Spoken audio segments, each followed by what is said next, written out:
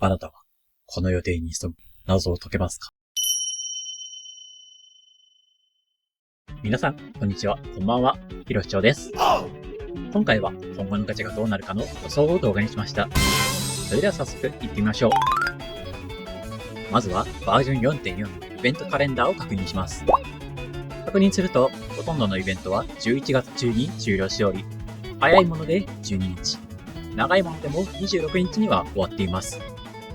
しかし、バージョン 4.4 開始時から始まっている白日の真相だけは12月24日のクリスマスイブまで期間が続いています。こ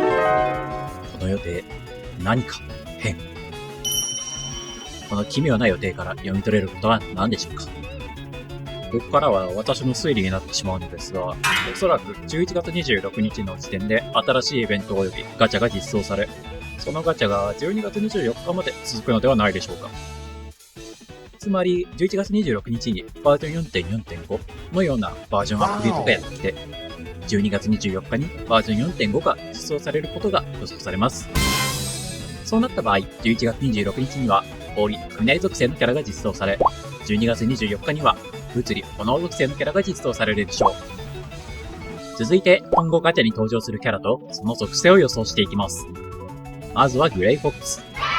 彼女はストーリーで登場はしているものの、未だに戦闘描写はありません。そのため、氷か物理のどちらかで来るんじゃないかと言われていましたが、バージョン 4.4 のストーリーにて、物理の候補となるキャラクターが登場したため、彼女は氷属性で来るのではないかと予想されます。ロールは2つ前のメリルが後期なので、それ以外のロールになることが予想されます。続いて、ボイド。彼女はボスとして登場時には異能属性で登場しており、雷属性の候補となるキャラが登場したことで、ガチャに来た際には異能属性になる可能性が高まっています。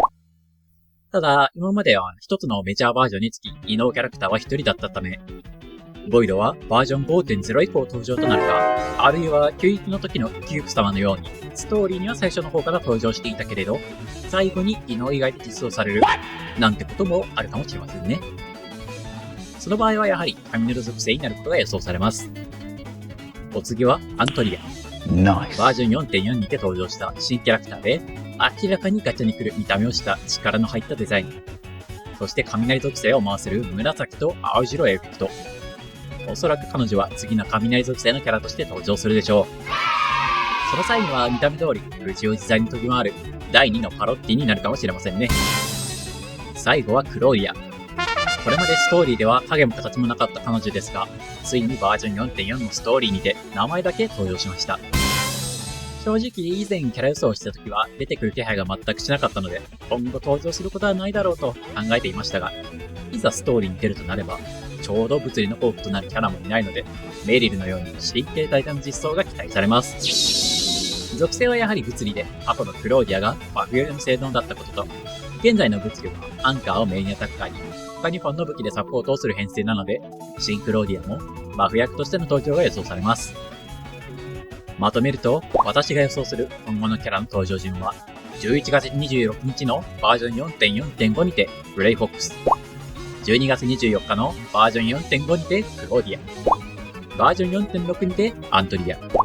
それ以降は1バージョンごとに1キャラの実装となり、バージョン 4.7 で炎、バージョン 4.8 で氷、そしてバージョン 4.9 か、あるいはここでバージョン 5.0 に入って物理のキャラが来て、その次のバージョンでボイドが実装されるというのが私の予想になります。それではここまでご視聴ありがとうございました。今回はバージョン 4.4 までの情報をもとに今後のガチャキャラを予想していきましたが、いかがだったでしょうか？このキャラはこの属性で来てほしい、このキャラも実装されるんじゃないかとございましたら、ぜひコメントをしていってください。それでは次回の動画でまたお会いしましょう。お相手はひろしとでした。バイバイ。